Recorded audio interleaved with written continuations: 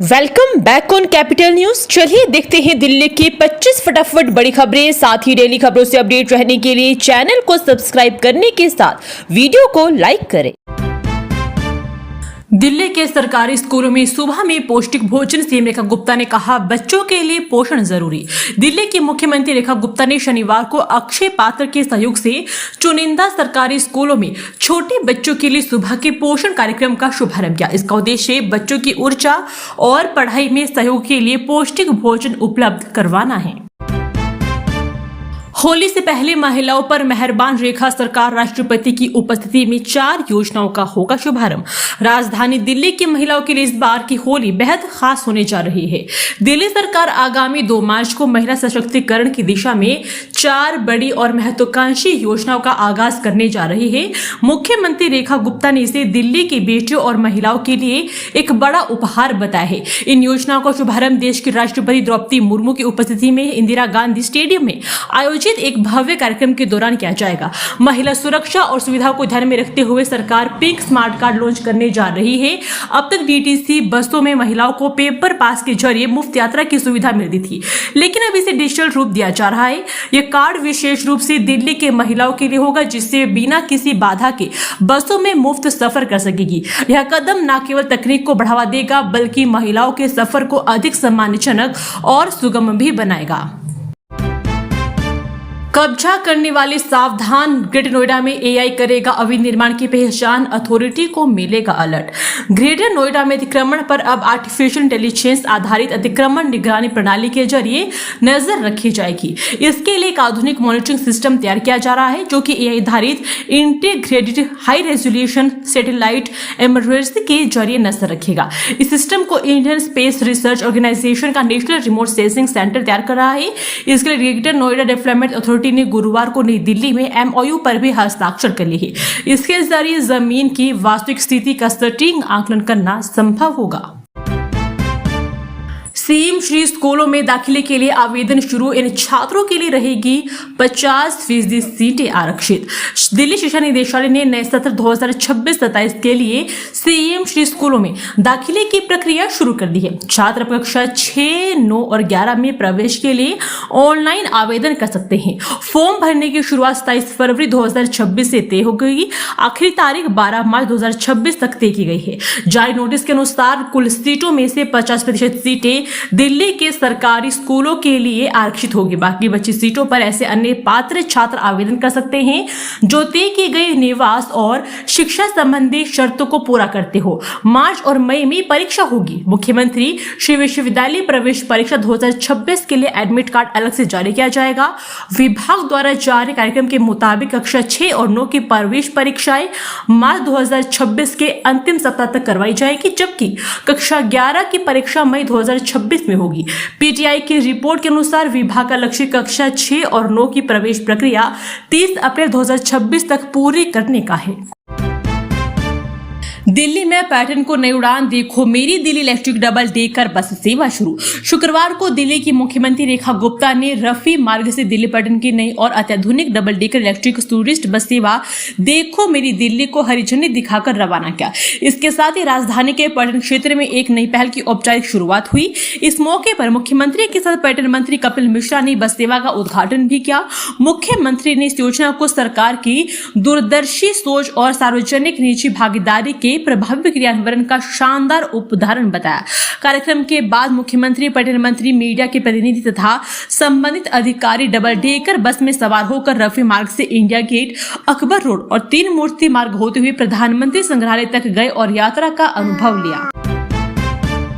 शराब घोटाला मामले में केजरीवाल के बरी होने पर सीएम रेखा गुप्ता का पहला बयान, बोली फैसला अभी बाकी है। दिल्ली की एक अदालत ने आबकारी नीति केस में पूर्व मुख्यमंत्री अरविंद केजरीवाल, पूर्व उप मुख्यमंत्री मनीष सिसोदिया और 21 नए अन्य को आरोप मुक्त कर दिया है। कोर्ट ने इस मामले में सीबीआई को कड़ी फटकार भी लगाई है। कोर्ट से बरी होने के बाद आम आदमी पार्टी के संयोजक और दिल्ली के पूर्व मुख्यमंत्री अरविंद केजरीवाल भावुक होकर रो पड़े। इसके बाद उन्होंने प्रेस कॉन्फ्रेंस करके केंद्र सरकार और दिल्ली की भाजपा सरकार पर हमला बोला। केजरीवाल ने कहा कि उनके खिलाफ राजनीतिक साजिश की गई थी। हालांकि कोर्ट के फैसले से कुछ ही देर बाद सीबीआई ने हाईकोर्ट में से चुनौती देते हुए अपील दायर की है। वहीं दूसरी ओर अब इस पूरे मामले पर दिल्ली की मुख्यमंत्री रेखा गुप्ता का बयान भी सामने आया है। दिल्ली पुलिस ने बंटी बबली पत्नी को किया गिरफ्तार। एक ही फ्लैट के लोगों को बेचे करोड़ों रुपए की ठगी। दिल्ली पुलिस की द्वारका साउथ थाना टीम ने एक ऐसे शातिर पति को गिरफ्तार किया है जो फिल्मी स्टाइल में एक ही फ्लैट को कई लोगों को बेचकर करोड़ों रुपए ठग रहे थे। पुलिस ने दोनों को ग्रेटर नोएडा उत्तर प्रदेश से दबोचा है। पुलिस के मुताबिक साल 2024 में थाना द्वारका साउथ में ठगी के 2 मामले दर्ज हुए थे। शिकायतकर्ताओं ने बताया था कि एक महिला ने अपने फ्लैट को बेचने के लिए एग्रीमेंट किया और उनसे लाखों रुपए ले लिए, लेकिन बाद में ना तो फ्लैट बेचा और ना ही पैसे लौटाए बल्कि फरार हो गई। लगातार कोशिशों और तकनीकी निगरानी के बाद पुलिस को गुप्त सूचना मिली कि दोनों ग्रेटर नोएडा में छिपे हुए हैं। पुलिस की टीम ने वहां पहुंचकर पति पत्नी को गिरफ्तार कर लिया है। पूछताछ के बाद पुलिस द्वारा दोनों को कोर्ट में पेश किया गया, जहां से उन्हें न्यायिक हिरासत में भेज दिया गया है। बीजेपी 10 सीट जीती तो राजनीति छोड़ दूंगा, केजरीवाल ने मोदी को दी चुनौती। बोले मैं और सिसोदिया कट्टर ईमानदार। दिल्ली की राउज एवेन्यू कोर्ट ने शराब पॉलिसी स्कैम केस में पूर्व सीएम अरविंद केजरीवाल और पूर्व डिप्टी सीएम मनीष सिसोदिया समेत 23 अन्य लोगों को बरी कर दिया है। इसके बाद केजरीवाल ने एक प्रेस कॉन्फ्रेंस की और प्रधानमंत्री नरेंद्र मोदी और अमित शाह की कड़ी आलोचना की, साथ ही एक बड़ी चुनौती भी दे डाली है। कहीं आपने भी तो नहीं खरीदी ये प्रोडक्ट। दिल्ली में चल रही थी एक्सपायर्ड सामान की फैक्ट्री। दिल्ली पुलिस ने किया भांडाफोड़। दिल्ली पुलिस की क्राइम ब्रांच ने नॉर्थ दिल्ली के जगतपुर इलाके में छापे मारकर एक बड़े अवैध कारोबार का पर्दाफाश किया है, जहां एक्सपायरी घरेलू सामानों पर नई मैन्युफैक्चरिंग डेट और एमआरपी छापकर उन्हें दोबारा बाजार में बेचने के लिए तैयार किया जा रहा था। पुलिस ने मौके से मुख्य आरोपी ओम प्रकाश शर्मा को गिरफ्तार किया है, जो गाजियाबाद का रहने वाला है। ये फैक्ट्री मालिक है और इसके खिलाफ ट्रेडमार्क एक्ट समेत संबंधित धाराओं में केस दर्ज किया गया है। एक ने सिर पर तानी पिस्तौल, दूसरे ने गले पर चाकू और दुकानदार से लूट लिए लाखों। मॉडल टाउन से सामने आया मामला। राजधानी दिल्ली के मॉडल टाउन इलाके से एक बार फिर लूट का मामला सामने आया है। मॉडल टाउन इलाके में 3 अज्ञात लोगों ने 22 वर्षीय दुकानदार से बंदूक और चाकू के बल पर कथित रूप से 14 लाख रुपए लूट लिए और वहां से भाग गए। उन्होंने बताया कि पुलिस ने मामला दर्ज कर लिया है और आरोपियों की पहचान कर उन्हें पकड़ने के प्रयास किए जा रहे हैं। अधिकारी ने बताया है कि आसपास के इलाकों के सीसीटीवी कैमरों की फुटेज खंगाले जा रहे हैं। पुलिस मामले की हर एंगल की गंभीरता से जांच कर रही है। कोर्ट से क्लीन चिट मिलते ही केजरीवाल और सिसोदिया पहुंचे प्राचीन हनुमान मंदिर, लिया आशीर्वाद। आपके राष्ट्रीय संयोजक अरविंद केजरीवाल ने आप नेता मनीष सिसोदिया के साथ कनॉट प्लेस के प्राचीन हनुमान मंदिर में पूजा अर्चना की। दिल्ली आबकारी नीति मामले में राहत मिलने के बाद अरविंद केजरीवाल शनिवार को अपनी पत्नी सुनीता केजरीवाल और परिवार के साथ राजधानी के प्रसिद्ध हनुमान मंदिर पहुंचे। इस दौरान आम आदमी पार्टी के वरिष्ठ नेता और दिल्ली के पूर्व मुख्यमंत्री मनीष सिसोदिया समेत पार्टी सांसद संजय सिंह और विधायक दुर्गेश पाठक भी उनके साथ मौजूद रहे। सभी नेताओं ने मंदिर में दर्शन पूजन कर आशीर्वाद लिया। पीएम मोदी पहुंचे अजमेर, कई विकास परियोजनाओं का किया शुभारंभ। पीएम नरेंद्र मोदी आज अजमेर के कार्ड विश्राम स्थली में विशाल जनसभा को संबोधित कर रहे थे। वायुसेना के विशेष विमान से पीएम नरेंद्र मोदी किशनगढ़ एयरपोर्ट पहुंचे हैं। किशनगढ़ एयरपोर्ट पीएम मोदी का भव्य स्वागत हुआ। पीएम मोदी आज अजमेर में शहरी विकास, राष्ट्रीय राजमार्ग, पेयजल परियोजनाएं, ऊर्जा ग्रिड, औद्योगिक क्षेत्र, स्वास्थ्य से जुड़ी 16,680 करोड़ रुपए की विभिन्न विकास परियोजनाओं का शुभारंभ, उद्घाटन और शिलान्यास किया।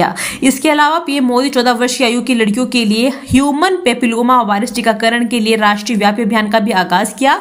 इस पहल का उद्देश्य सर्वाइकल कैंसर को रोकना है, जो महिलाओं में कैंसर संबंधी कारणों में से एक है। डीयू के 102वें दीक्षांत समारोह में 1.20 लाख छात्रों को मिली डिग्री। उपराष्ट्रपति ने दिया राष्ट्र निर्माण का संदेश।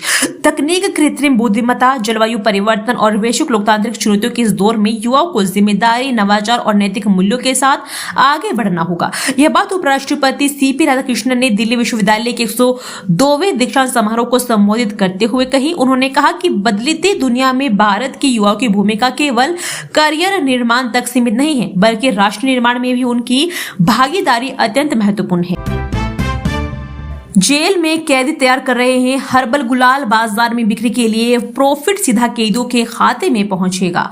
होली के त्योहार को लेकर तैयारियां जोरों पर है। इस मौके पर जिला कारागार गाजियाबाद ने सराहनीय पहल की है। दरअसल होली पर जेल में बंद तकरीबन 3,500 बंदी इस बार हर्बल गुलाल से होली खेलेंगे। खास बात यह है कि यह हर्बल गुलाल खुद कैदियों द्वारा तैयार किया जा रहा है। यह गुलाल न केवल जेल परिसर के भीतर इस्तेमाल होगा, बल्कि इसे आम लोगों के लिए बाजार में भी उपलब्ध करवाया जाएगा। पहले से शादीशुदा था, जेल झोला छाप डॉक्टर, गर्लफ्रेंड को पता चला तो काट डाला प्राइवेट पार्ट। उत्तर दिल्ली के वजीराबाद इलाके में एक महिला ने शादी की जानकारी छिपाने से नाराज होकर अपनी प्रेमी पर तेज धार हथियार से हमला कर दिया। घायल युवक की हालत गंभीर है और उसका सफदरजंग अस्पताल में ऑपरेशन किया गया है। पुलिस ने मामला दर्ज कर जांच शुरू कर दी है। पुलिस के अनुसार घायल युवक की पहचान रामपुर के 22 वर्षीय विशारजीत के रूप में हुई है। वह पिछले 2 साल से वजीराबाद की रहने वाली अमीना खातून के संपर्क में था। महिला को हाल ही में पता चला कि युवक पहले से शादीशुदा है और उसने यह बात उससे छिपाई थी। दिल्ली के जंतर मंतर पर केजरीवाल की विशाल रैली, कल आपकी होगी नई शुरुआत। आम आदमी पार्टी के राष्ट्रीय संयोजक अरविंद केजरीवाल कल यानी रविवार को जंतर मंतर पर विशाल सभा को संबोधित करेंगे। वे कथित दिल्ली शराब घोटाले को पोल खोलेंगे। इसके अलावा दिल्ली में आम आदमी पार्टी को और मजबूत करने की दिशा में कार्यकर्ताओं का उत्साह भी बढ़ाएंगे। आम आदमी पार्टी दिल्ली के अध्यक्ष सौरभ भारद्वाज का कहना है कि उस रैली में जो भी बातें सामने आएगी वे पूरे देश तक पहुंचेगी। उन्होंने कहा कि हमारा पूरा राष्ट्रीय नेतृत्व इस रैली को तैयारियों में जुटा है। गुरुग्राम में विजन सिटी बनाने का इंतजार और बढ़ा, पहले बसाई जाएगी ग्लोबल सिटी। गुरुग्राम में विजन सिटी परियोजना को विकसित करने में अभी और समय लगेगा। हरियाणा सरकार की ओर से ग्लोबल सिटी को विकसित करने के बाद विजन सिटी की तैयारी करने के निर्देश दिए गए हैं। दिल्ली पुलिस को मिली तेजस की ताकत, क्राइम कंट्रोल के लिए सड़कों पर उतरे एआई वाले योद्धा। दिल्ली पुलिस ने साउथ ईस्ट दिल्ली में तेजस पेट्रोल नाम से एक नई पहल शुरू की है। दिल्ली पुलिस के स्पेशल कमिश्नर मधुप तिवारी और अन्य वरिष्ठ अधिकारियों ने शुक्रवार को साउथ ईस्ट डिस्ट्रिक्ट में एआई पावर्ड तेजस हाईवे पेट्रोल फ्लीट को हरी झंडी दिखाई। इस अवसर पर मधुप तिवारी ने कहा कि हमने तेजस नाम की एक पहल शुरू की है। इसमें खासकर रात में असरदार पेट्रोलिंग सुनिश्चित करने के लिए योद्धा गाड़ियां तैयार की गई है। इसके जरिए हम इलाके में डीप पेट्रोलिंग करेंगे, जिनमें जीपीएस लगा है और कई तरह डिवाइस भी है जो पेट्रोलिंग में हमारी मदद भी करेंगे। अभी के लिए हमें 5 योद्धा गाड़ियां और मोटरसाइकिल तैयार की है। इजराइल में एयर स्पेस बंद, तेल अवीव जा रही है एयर इंडिया की फ्लाइट वापस लौटी। एयर इंडिया की फ्लाइट AI-139 जो 28 फरवरी को दिल्ली से तेल अवीव जा रही थी, इजराइल में एयर स्पेस बंद होने के कारण वापस भारत लौट गई है। इजराइल ईरान तनाव के चलते हर निर्णय यात्रियों और क्रू की सुरक्षा को प्राथमिकता देते हुए लिया गया है। एयर इंडिया ने सुविधा के लिए खेद की व्यक्ति हर स्थिति का मूल्यांकन कर रही है। हर महीने 40 लाख रुपए का घोटाला, एमसीडी की चांदनी चौक पार्किंग लॉट में मिली भगत, इसके ऊपर नुकसान रोकने की जिम्मेदारी। एमसीडी को चांदनी चौक में ओमेक्स पार्किंग लॉट के अधिग्रहण में देरी के कारण हर महीने 40 लाख रुपए का नुकसान हो रहा है। यह पैसा निजी कंपनी को जा रहा है जबकि कॉर्पोरेशन को मिलना चाहिए था। हालांकि एमसीडी और पार्किंग लॉट चलाने वाली ओमेक्स इस मामले में चुप है। एमसीडी के प्रेस और इंफॉर्मेशन डायरेक्टरेट के डायरेक्टर अनिल यादव ने कोई जवाब ही नहीं दिया है। ईमेल, व्हाट्सएप और फोन पर बार बार जवाब मांगने के बावजूद ओमेक्स के अधिकारी टाल मटोल कर रहे हैं और कोई जवाब नहीं दिया है। फॉर्मूला 1 रेसिंग कार की बारीकियों से रूबरू हुए आईआईटी दिल्ली के छात्र, ट्विस्ट महोत्सव का हुआ आगाज। आईआईटी दिल्ली के वार्षिक तकनीक महोत्सव ट्विस्ट का आगाज हुआ। इस 3 दिवसीय महोत्सव में नवाचार से लेकर इंजीनियरिंग का अद्भुत संगम देखने को मिलेगा। शुक्रवार को पहले दिन फॉर्मूला 1 रेसिंग कार की दिवागनी छात्रों के बीच देखने को मिली।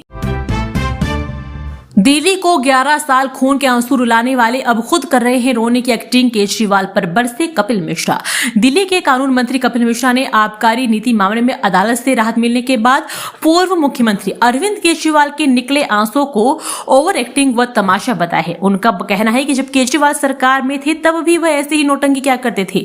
मिश्रा ने कहा कि जिस इंसान ने दिल्ली को 11 साल तक खून के आंसू रुलाया है और अब वह रोने की एक्टिंग कर रहा है। मिश्रा ने यह सारे आरोप शनिवार को एक प्रेस कॉन्फ्रेंस के दौरान दिए। उन्होंने कहा कि दिल्ली की जनता सच जानती है और आखिरी फैसला जनता की अदालत में ही होता है। डीडीए स्टाफ क्वार्टर का 775 करोड़ की लागत से होगा पुनर्विकास, एनबीसीसी संभालेगा कमान। दिल्ली विकास प्राधिकरण के ओल्ड राजेंद्र नगर और सफदरजंग डेवलपमेंट एरिया स्थित स्टाफ क्वार्टर का 775 करोड़ रुपए की लागत से पुनर्विकास होगा। एनबीसीसी इस परियोजना को अंजाम देगा। डीडीए और एनबीसीसी ने इस संबंध में समझौते पर हस्ताक्षर किए हैं। यह परियोजना आत्मनिर्भर मॉडल पर आधारित होगी, जिसमें निर्मित क्षेत्र का एक हिस्सा बेचकर परियोजना को वित्त पोषित किया जाएगा और जबकि शेष डीडीए स्टाफ के लिए होगा। दिल्ली में किराड़ी की समस्या का होगा समाधान, 200 करोड़ में बनेंगे 2 नाले, दैनिक जागरण ने उठाया था मुद्दा। सीएम रेखा गुप्ता ने उत्तर उत्तर पश्चिमी दिल्ली में प्रवास कार्यक्रम के तहत सरकार का वार्षिक रिपोर्ट कार्ड साझा किया। उन्होंने किराड़ी में जल निकासी के लिए 184 करोड़ रुपए की लागत से 2 नई ड्रेन बनाने की घोषणा की। दिल्ली में बड़ा फेरबदल, 11 आईपीएस अफसरों का तबादला, 8 अधिकारी हुए इधर उधर। दिल्ली पुलिस में बड़े स्तर पर आईपीएस अधिकारियों का फेरबदल हुआ है। 11 आईपीएस अधिकारियों की दिल्ली से बाहर स्थानांतरित किया गया है, जिनमें मंगेश कपच को अरुणाचल प्रदेश भेजा गया है। इनके अलावा राजीव रंजन सिंह की चंडीगढ़, संध्या स्वामी को अरुणाचल प्रदेश, अचिन गर्ग को अरुणाचल प्रदेश, दीपेंद्र कुमार सिंह सुमा गदमा और सुनील की अंडमान एवं निकोबार, पटेल नीरव कुमार और ईशान भारद्वाज को लक्षद्वीप, राहुल विक्रम सिंह और नीरज टॉक्सक की अंडमान एवं निकोबार भेजा गया है। लोनी रोड को चौड़ा करने का रास्ता साफ, दिल्ली हाईकोर्ट का आया फैसला, कब से गरजेगा बुलडोजर। दिल्ली हाईकोर्ट ने लोनी रोड को चौड़ा करने का रास्ता साफ कर दिया है। कोर्ट ने 15 दिनों के भीतर अतिक्रमण हटाने की प्रक्रिया शुरू करने और 4 महीने में इसे पूरा करने का निर्देश दिया है। युवा कांग्रेस अध्यक्ष उदय भानु चिब को जमानत देने के बाद न्यायिक हिरासत में भेजा, जानिए वजह। एआई शिखर सम्मेलन में शर्टलेस प्रदर्शन करने के मामले में गिरफ्तार युवा कांग्रेस अध्यक्ष उदय भानु चिब को न्यायिक हिरासत में भेजा गया है। आज सुबह उन्हें जमानत मिल गई थी। कोर्ट ने उदय भानु चिब के लिए प्रस्तुत जमानत बांड के सत्यापन का निर्देश दिया है। चूंकि कोर्ट ने सत्यापन रिपोर्ट कल तक मांगी है, लिहाजा उदय भानु को फिलहाल न्यायिक हिरासत में भेज दिया गया है। मैंने तेरे चाचा की हत्या की सुनते ही किशोर का सिर पत्थरों से कुचला, फिर जला दिया शव, 2 आरोपी गिरफ्तार। दिल्ली पुलिस ने मजलिस पार्क मेट्रो स्टेशन के पास जंगलों में मिले अधजले शव की वारदात को सुलझा दिया है। पुलिस ने 2 आरोपियों को अरेस्ट किया है। आरोपी की पहचान आजादपुर गांव निवासी गौरव उर्फ कालिया और लाल बाग निवासी विनय के रूप में हुई है। पुलिस का कहना है कि यह हत्या पुरानी रंजिश के चलते की गई है। बहरहाल पुलिस ने आरोपी की गिरफ्तारी के बाद आगे की कार्रवाई शुरू कर दी है। गाजियाबाद के यूट्यूबर सलीम वास्तवी का गला रेता, पेट में भी घोंपा चाकू, इलाके में दहशत। दिल्ली से सटे गाजियाबाद के लोनी इलाके में शुक्रवार को यूट्यूबर सलीम वास्तवी पर जानलेवा हमला हो गया। बदमाश उनके दफ्तर में घुसे और चाकू घोंपना शुरू कर दिया। वहीं यही नहीं, उनका गला भी रेता और फरार हो गए। सलीम वास्तवी को गंभीर हालत में अस्पताल में भर्ती करवाया गया है। मीडिया रिपोर्ट्स के मुताबिक लोनी थाना क्षेत्र के अली गार्डन कॉलोनी में रहने वाले 50 वर्षीय सलीम वास्तवी यूट्यूबर पर सलीम वास्तविक 0007 के नाम से यूट्यूब चलाते हैं।